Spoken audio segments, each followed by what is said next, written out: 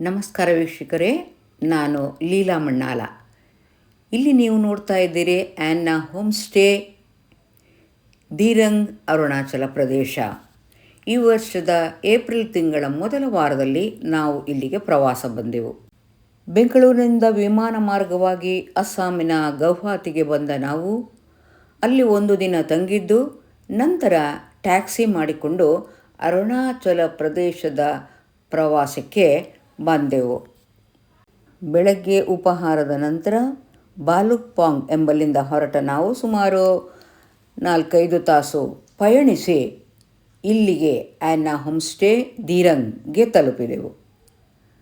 ಸಂಜೆ ತಲುಪಿದ ತಕ್ಷಣ ನಾವು ಹಾಗೆಯೇ ಒಂದು ಕಾಲ್ನಡಿಗೆ ಹೊರಟಿದ್ದೇವೆ.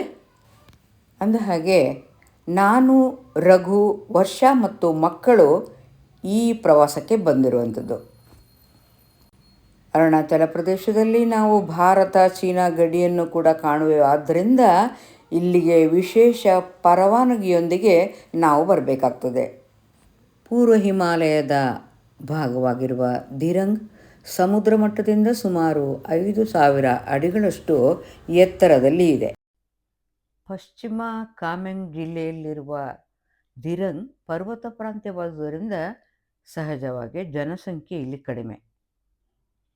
ಇಲ್ಲಿನ ಜನರು ಕೃಷಿ, ಹೈನುಗಾರಿಕೆ, ವ್ಯಾಪಾರ ಮತ್ತು ಇನ್ನಿತರ ಕುಶಲ ಕೈಗಾರಿಕೆಗಳಲ್ಲಿ ತೊಡಗಿಕೊಂಡಿದ್ದಾರೆ. ಪ್ರವಾಸೋದ್ಯಮ ಕೂಡ ಇದೆ. ಇದೀಗ ಆ್ಯನ್ನ ಹೋಮ್ ಸ್ಟೇ ತಲುಪಿದ ಮಾರನೇ ದಿನದ ಚಾರಣ. ಏಪ್ರಿಲ್ ತಿಂಗಳಾದರೂ ಕೂಡ ಇಲ್ಲಿ ಚಳಿ ಇದೆ. ಮೈ ತುಂಬ ಉಣ್ಣೆಯ ಬಟ್ಟೆಯನ್ನು ಧರಿಸಿಕೊಂಡೇ ನಾವು ಬೆಟ್ಟವನ್ನು ಏರುತ್ತಿದ್ದೇವೆ. ओक ट्री, हाँ हाँ, इंग्लिश में ओक ट्री। Oak tree. जब इसके पत्ते गिरते हैं ना, पत्ते, हाँ, तो हाँ। इसके पत्ते हम खेत में डालते हैं ताकि वो फर्टिलाइज होने के लिए फर्टिलाइज होते हैं और कहते हैं ये पेड़ कहते हैं घास जो एक्स्ट्रा घास वगैरह कम उगते हैं ओह, इससे। अच्छा, ಥ್ಯಾಂಕ್ ಯು. ಇದೀಗ ಇಲ್ಲಿನ ಸಸ್ಯದ ಪರಿಚಯ ಮಾಡಿಕೊಟ್ಟ ಮಹನೀಯರು ಆ್ಯನ್ನ ಹೋಮ್ ಸ್ಟೇಯ ಮಾಲೀಕರಾದ ಜಿಯಾಂಗ್. ನಿಜಕ್ಕೂ ಜಿಯಾಂಗ್ ಮತ್ತು ಆ್ಯನ್ನ ದಂಪತಿಗಳ ಆತಿಥ್ಯ ಅನುಪಮ. ನಾವು ಇಲ್ಲಿ ಪ್ರವಾಸಿಗರಾಗಿ ಬಂದವರು, ಆದರೆ ಇವರು ಆತ್ಮೀಯ ಅತಿಥಿಗಳೇ ಬಂದಿರುವರೇನೋ ಎಂಬಂತೆ ನಮ್ಮೊಡನೆ ನಡೆದುಕೊಂಡರು. ಊಟ ಉಪಹಾರಗಳು ಕೂಡ ಬಹಳ ಚೆನ್ನಾಗಿವೆ ಮತ್ತು ಇಲ್ಲಿನ ಬಾಡಿಗೆ ಕೂಡ ದುಬಾರಿ ಏನೂ ಅಲ್ಲ. ಸ್ಥಳೀಯ ಮಾಹಿತಿಗಳನ್ನು ಹಂಚಿಕೊಳ್ಳುತ್ತಾ ಇವರು ಎಷ್ಟು ಜಾಗ್ರತೆಯಿಂದ ನಮ್ಮನ್ನು ಕರೆದುಕೊಂಡು ಹೋಗ್ತಾ ಇದ್ದಾರೆ ಎನ್ನುವುದು ಈ ವಿಡಿಯೋ ನೋಡಿದಾಗ ನಿಮಗೆ ಗೊತ್ತಾಗುತ್ತದೆ. ಅಂದಹಾಗೆ ನಾವು ಅಸ್ಸಾಮನ್ನು ದಾಟಿ ಅರುಣಾಚಲ ಪ್ರದೇಶವನ್ನು ಪ್ರವೇಶಿಸುತ್ತಿದ್ದಂತೆಯೇ ಬೌದ್ಧ ಧರ್ಮ ಪ್ರಧಾನವಾಗಿರುವುದನ್ನು ಗಮನಿಸಬಹುದಾಗಿದೆ. ಅನೇಕ ಬೌದ್ಧ ವಿಹಾರಗಳಿವೆ. ಹಾಗೆಯೇ ನಾವು ಬೌದ್ಧ ಧರ್ಮದ ತತ್ವಗಳನ್ನು, ಸಂದೇಶಗಳನ್ನು ತಿಳಿಸುವಂತಹ ಪತಾಕೆಗಳನ್ನು ಕೂಡ ಕಾಣಬಹುದಾಗಿದೆ. ಇದುವರೆಗೆ ಪರಿಚಿತರಲ್ಲದ ಜನ, ಇದುವರೆಗೆ ನೋಡಿರದ ಸ್ಥಳ, ಅಲ್ಲಿ ಹೀಗೆ ಸುತ್ತಮುತ್ತ ಗಮನಿಸುತ್ತಾ ನಡೆಯುವುದು. हाथ दो मुझे हाथ दे दो। हाँ तो गुड गुड। ಓಹ್, आई सर। ಯಾರು? इसमें रखे इसमें रख। ಅಬ್ಬಬ್ಬಾ, ಜಾಗ್ರತೆ! ತುಳಿದರೆ ಜಾರುವ ಕಲ್ಲುಗಳು. ಬೇಕಾ ಈ ಸಾಹಸ? ಜಾಗ್ರತೆಯಿಂದ ದಾಟಿ ಬಂದ ಮೇಲಂತೂ ಏನೋ ಮನಸ್ಸಿಗೆ ಖುಷಿ.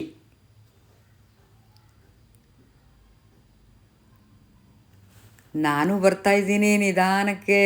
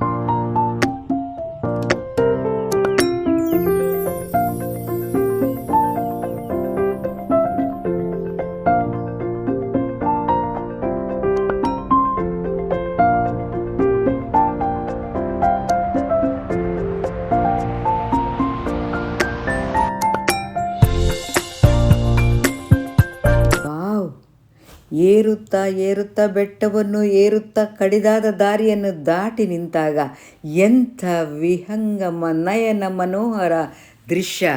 ಬೆಟ್ಟದ ಸಾಲುಗಳು, ಸಾಂಗ್ತಿ ಮತ್ತು ಮಿಯಾಂಗ್ ನದಿಗಳ ಸಂಗಮ. ಸೆರೆ ಹಿಡಿಯೋಣ ಅಲ್ವಾ ಈಗ?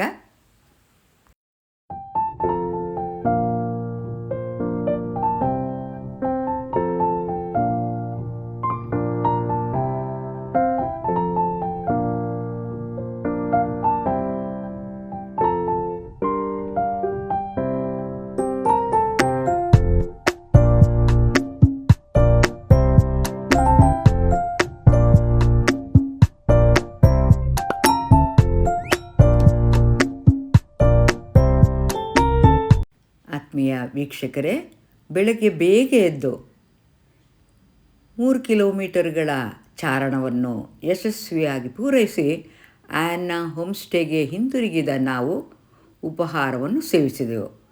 ಅನಂತರ ಇಲ್ಲಿಂದ ಸ್ವಲ್ಪ ದೂರದಲ್ಲಿರುವ ಇನ್ನಷ್ಟು ಎತ್ತರದ ಒಂದು ಹಳ್ಳಿಗೆ ಬಂದಿದ್ದೇವೆ.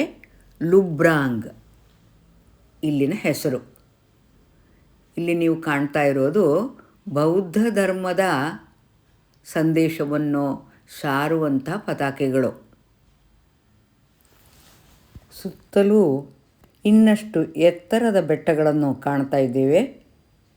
ಹಿಮಾಲಯದ ಬೆಟ್ಟಗಳು ಇವು ಅತೀ ಎತ್ತರ ಅಲ್ಲವಾದ್ದರಿಂದ ಈಗ ಹಿಮಾಚ್ಛಾದಿತವಾಗಿ ಇಲ್ಲ. ಯಾಕೆಂದರೆ ಇದು ಹಿಮ ಕರಗಿದ ಸಮಯ, ಇಲ್ಲಿ ಏಪ್ರಿಲ್ ತಿಂಗಳು. ಆದರೂ ಇಲ್ಲಿ ಚಳಿ ಇದೆ. ಮಾತ್ರವಲ್ಲ, ಆಮ್ಲಜನಕ ಕಡಿಮೆ ಆಗ್ತಾ ಇರುವಂಥದ್ದು ಗಮನಕ್ಕೆ ಬರ್ತಾ ಇದೆ. ಬಹಳ ವರ್ಷಗಳ ಹಿಂದಿನಿಂದ ಕೂಡ ಈ ಲುಬ್ರಾಂಗ್ ಹಳ್ಳಿಯಲ್ಲಿ ಜನವಸತಿ ಇದೆ. ಗೋಂಪಾ ಮೂಲ ನಿವಾಸಿಗಳು ಮತ್ತು ಬೇರೆ ಕೂಡ ಇರಬಹುದು. ಈಗಲೂ ಕೂಡ 10 ಕುಟುಂಬಗಳು ಇಲ್ಲಿ ವಾಸ ಇವೆ. ಮತ್ತು ಹೆಚ್ಚಾಗಿ ಅಲೆಮಾರಿ ಜನಾಂಗ. ಚಳಿ ಜಾಸ್ತಿ ಇದ್ದಾಗ ಬೆಟ್ಟ ಪ್ರದೇಶದಿಂದ ಸ್ವಲ್ಪ ಕೆಳಗೆ ಇಳಿದು ಅವರು ಬರ್ಬೋದು. ಪಶು ಸಾಕಣೆ, ಕುಶಲ ಕೈಗಾರಿಕೆ ಇತ್ಯಾದಿ ಉದ್ಯೋಗಗಳಲ್ಲಿ ತೊಡಗಿಕೊಂಡಿದ್ದಾರೆ. ಯಾಕ್ ಇಲ್ಲಿನ ಪ್ರಮುಖ ಪ್ರಾಣಿ.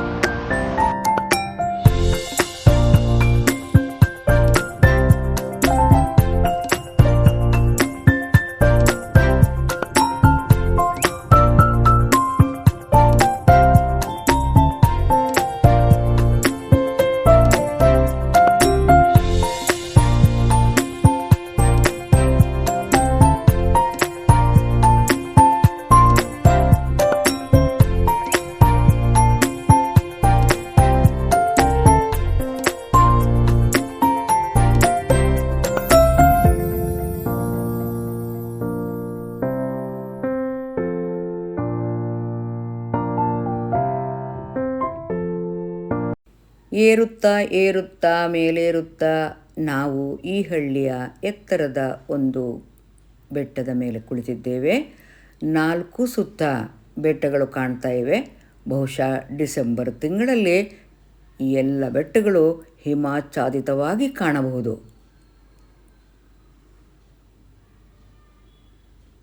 रामा कैंप।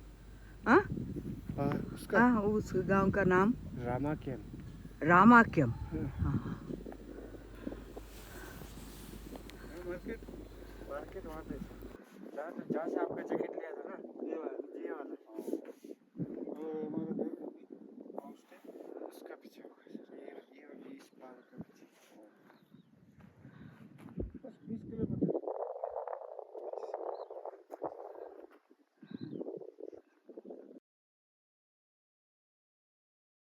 ಈಗ ಕೆಳಗೆ ಇಳಿದು ಹೋಗ್ತಾ ಇದ್ದೇವೆ. ಅಲ್ಲಿ ಕಾಣ್ತಾ ಇವೆಯಲ್ಲ, ಈ ಹಳ್ಳಿಯ ಕಲ್ಲಿನ ಮನೆಗಳು.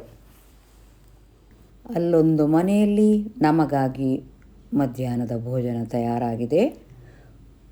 ಊಟ ಮುಗಿಸಿ ನಾವು ಆ್ಯನ್ನಾ ಹೋಮ್ ಸ್ಟೇಗೆ ಹಿಂತಿರುಗಬೇಕಾಗಿದೆ. ಅದಕ್ಕಿಂತ ಮುನ್ನ ಇಲ್ಲಿ ಸ್ವಲ್ಪ ಹೊತ್ತು ಸುತ್ತಾಡಬೇಕು. ಯಾಕೆ ಮೃಗಗಳು, ಭಯವೇನೂ ಬೇಡ, ಆದರೂ ಕೂಡ ಸ್ವಲ್ಪ ದೂರದಲ್ಲೇ ಇರೋಣ.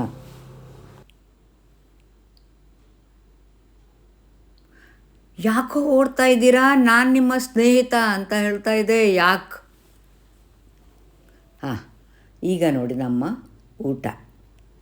ಏನಿದೆ ಊಟಕ್ಕೆ? ಸೊಪ್ಪು ಸಾರು, ಪುಲ್ಕ, ಪಲ್ಯ,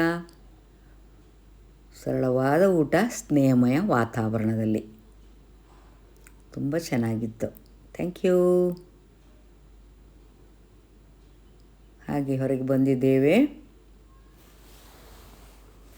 ಇಲ್ಲಿ ಇನ್ನೊಂದು ಸ್ವಲ್ಪ ಹೊತ್ತು ಸುತ್ತಾಡಿ ನಮ್ಮ ಹೋಮ್ ಸ್ಟೇಗೆ ಹಿಂತಿರುಗಬೇಕು.